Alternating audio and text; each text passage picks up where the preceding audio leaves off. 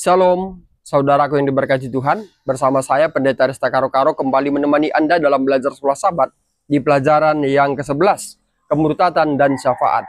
Dari pelajaran ini kita akan bagi menjadi dua bagian penting agar kita lebih mudah mengingatnya, lebih mudah memahaminya, dan dengan mudah kita dapat mendiskusikannya di unit kelompok sekolah Sabat hari Sabat ini.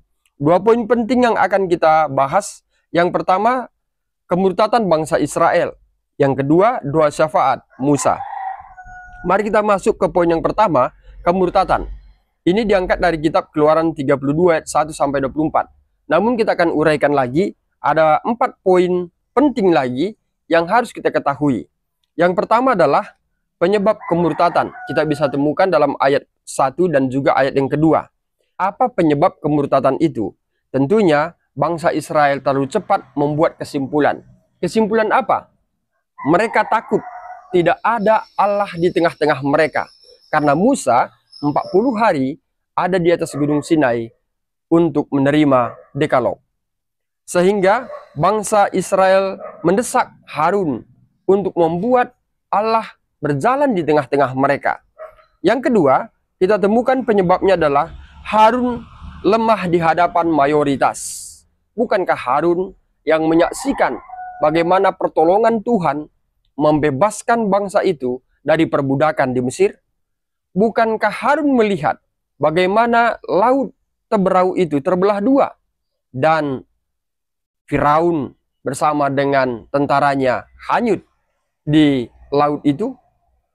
Bukankah Harun melihat bagaimana pertolongan Tuhan pada siang hari melalui tiang awan dan pertolongan Tuhan pada malam hari melalui tiang api? Bukankah Harun juga telah makan bersama-sama dengan Allah di atas gunung Sinai dengan 70 tua-tua bersama dua anak Harun dan juga Musa? Bukankah Harun sudah dalam mendalami firman Tuhan? Namun, mengapa dia bisa lemah di hadapan mayoritas? Saudaraku, dari pelajaran ini, kita bisa juga aplikasikan dalam kehidupan kita. Mungkin kita dalam mendalami firman Tuhan, kita kuat di atas mimbar, kita kuat menasehati, yaitu nasihat rohani. Tapi pada saat ada rintangan, desakan dari orang yang banyak, mungkin saja iman kita pun lemah seperti Harun. Untuk itu, mari kita buat satu benteng. Bentengnya apa? Hubungan yang erat dengan Tuhan. Bila kita memiliki hubungan yang erat dengan Tuhan, maka apapun yang terjadi, kita tetap berjalan sesuai dengan perintah Tuhan. Apa proses kemurtatan itu? Proses kemurtatan itu bisa kita temukan dalam kitab Keluaran 32 ayat 1 sampai 6. Apa prosesnya? Bangsa itu meminta Allah di tengah-tengah mereka. Dan Harun mengumumkan kepada bangsa Israel agar bangsa itu mengumpulkan anting-anting emas. Selain itu, Harun juga membuat patung anak lembu emas. Mari kita lihat poin yang ketiga. Ada bentuk kemurtatan. Kita bisa temukan dalam kitab Keluaran 32 ayat 4 sampai ayat yang ke-6. Apa bentuk kemurtatan itu? Bentuknya adalah yaitu menyembah patung lembu emas. Kemudian yang kedua, membuat mezbah di patung lembu emas. Kita sudah tahu tadi bagaimana Harun membuat patung lembu emas itu. Tentu saja durasinya tidak singkat. Mungkin ini berhari-hari, sehingga bisa membuat patung lembu emas dari semua emas yang dikumpulkan dari bangsa Israel itu sendiri. Yang ketiga, kita menemukan ada persembahan korban bakaran dan korban keselamatan. Ini merupakan satu kekejian di hadapan Tuhan. Mengapa? Bukan saja menyembah, tapi juga menghina, di mana seharusnya korban bakaran dan juga korban keselamatan ini hanya dilakukan untuk Tuhan, atas perintah Tuhan. Ingat bagaimana Nadab mati oleh karena tidak menuruti perintah Tuhan? Hal yang sama juga dilakukan oleh Harun, bapak Nadab dan Abihu. Di sana pelanggaran hukum yang pertama dan juga hukum yang kedua. Jangan ada Allah lain di hadapanku. Yang kedua, jangan membuat bagimu patung dan sujud menyembahnya. Saudaraku, penyembahan berhala adalah menyangkut bahwa Allah adalah Allah. Dari kutipan ini kita temukan bahwa bangsa Israel ini menyangkal bahwa Allah itu adalah Allah. Bukankah bangsa itu mengetahui bahwa Allah adalah sebagai pencipta, Allah adalah sebagai penebus? Tapi mengapa atas perintah Harun mereka membuat Allah lain di hadapannya? Baru ya kita temukan bahwa sebenarnya berhala adalah sesuatu yang menggantikan Tuhan di dalam hidup manusia. Kita mengatakan, saya tidak lagi membuat patung lembu emas yang mungkin mahal. Kita juga mengatakan, saya tidak membuat lagi patung dalam bentuk apapun. Apakah dalam bentuk semen, apakah dalam bentuk kayu, dan lain sebagainya. Tetapi kutipan kita mengatakan bahwa berhala-berhala di zaman ini adalah kesombongan, egois, uang, seks, kekuasaan, makanan, TV, handphone, obat-obatan, alkohol, pornografi, pekerjaan, olahraga, film, politik, musik, gelar, dan banyak lagi. Semuanya ini bisa menggantikan posisi Tuhan di dalam kehidupan kita. Yang mungkin secara umum saat sekarang ini adalah handphone. Sangat banyak waktu yang disita oleh handphone. Oleh karena alat media yang begitu akurat informasi dengan informasi-informasi yang sangat baru setiap harinya, sehingga waktu manusia itu habis di handphone dan lupa kepada Tuhan sebagai pencipta dan penebusnya. Mari kita lihat apa akibat kemurtatan itu. Kalau tadi ada sebabnya, apa akibatnya? Kita temukan di ayat yang ke-7 bahwa bangsa itu memutuskan hubungan dengan Allah.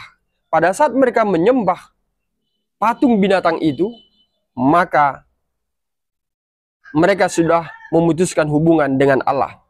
Yang kedua, apalagi akibatnya? Akibatnya adalah merusak diri sendiri. Di dalam ayat yang ke-7 mengatakan lakunya sudah rusak. Itu sebabnya Tuhan mengatakan, lihat Musa, hambamu itu. Coba tanda kutip. Lihat Musa, hambamu itu. Bukankah itu hamba Allah? Bangsa Israel itu adalah hamba Allah. Tapi mengapa Tuhan mengatakan, lihat Musa, hambamu itu? Karena pada saat orang-orang Israel menyembah patung itu bukan lagi hamba Tuhan. Sama halnya dalam kehidupan kita. Sering sekali kita menganggap bahwa saya adalah hamba Tuhan. Kita menyampaikan kepada banyak orang, saya adalah hamba Tuhan. Tapi bila ada berhala-berhala dalam kehidupan kita yang menggantikan posisi Tuhan dalam kehidupan kita, kita bukanlah hamba Tuhan. Ingat itu. Kemudian, kita menemukan akibat kemurtatan itu mengubah pikiran, mengubah kepribadian, mengubah kasih sayang, mengubah sosial mereka, dan identitasnya tidak baik lagi. Semakin merosot. Mengapa? Karena mereka tidak lagi mendasarkan perintah yang diberikan oleh Tuhan. Kita ingat pelajaran yang sebelumnya, Tuhan memberikan dekalog 10 perintah Tuhan. Kemudian Tuhan juga memberikan perintah sosial, perintah adat istiadat, perintah upacara. Banyak perintah yang Tuhan berikan. Namun, apabila bangsa itu dan juga kita tidak berjalan dalam perintah Tuhan itu, tanda kutip yaitu perintah 10 hukum, maka kita pun rusak secara pikiran, kepribadian, kasih sayang, sosial, dan identitas kita. Kemudian kita temukan apa akibat kemurtatan itu. Akibatnya Allah murka. Kita bisa temukan di ayat yang ke-9 sampai ayat yang ke-14. Bukan saja Allah murka, memang Allah sempat menyesal atas murka yang dia sampaikan kepada Musa. Tapi Musa menyampaikan, bukankah itulah hambamu? Engkau telah berjanji kepada Abraham, Ishak, dan Yakub. Engkau telah mengeluarkan mereka dari Mesir. Sehingga amarah Allah itu, murka Allah itu surut. Sekarang, pada saat sudah mendekati ke kemah, kita bisa temukan di ayat yang ke-15. Ternyata bangsa itu sedang menari-nari, berpesta pora, jauh dari kebenaran firman Tuhan. Sehingga Musa memecahkan dekalog itu dan menghancurkan lembu emas dan menggilingnya dan disuruh bangsa Israel meminum patung lembu emas yang sudah digiling itu. Dan Musa menanyakan kepada Harun, mengapa bisa demikian? Apa yang diperbuat bangsa ini sehingga kamu mengizinkannya? Kira-kira demikian. Lalu Harun mengatakan, Harun berdalih, karena engkau tahu bangsa ini adalah orang yang bebal. Saudaraku, ingat mengapa Adam menyalahkan Hawa? Mengapa Hawa menyalahkan ular? Sama halnya juga Harun berdalih, dia menyalahkan bangsa itu. Dan satu kebohongan Harun menyatakan bahwa pada saat aku melemparkan emas, anting-anting itu ke dalam api, maka keluarlah lembu emas. Mujizat. Mujizat. Apakah hal ini benar? Tentu tidak. Harun berdalih dan menyatakan mujizat palsu kepada Musa. Sehingga Musa memerintahkan kepada bangsa itu, siapa yang mau berjalan dengan Tuhan, datang kepada Tuhan.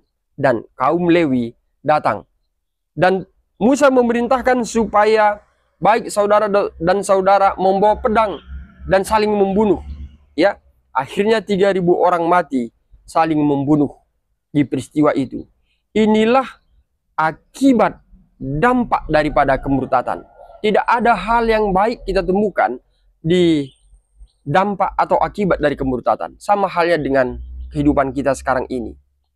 Mungkin saja kita sudah lama mengenal kebenaran firman Tuhan. Kita sudah lama ada di gereja yang benar ini. Kita sudah lama mendalami firman Tuhan.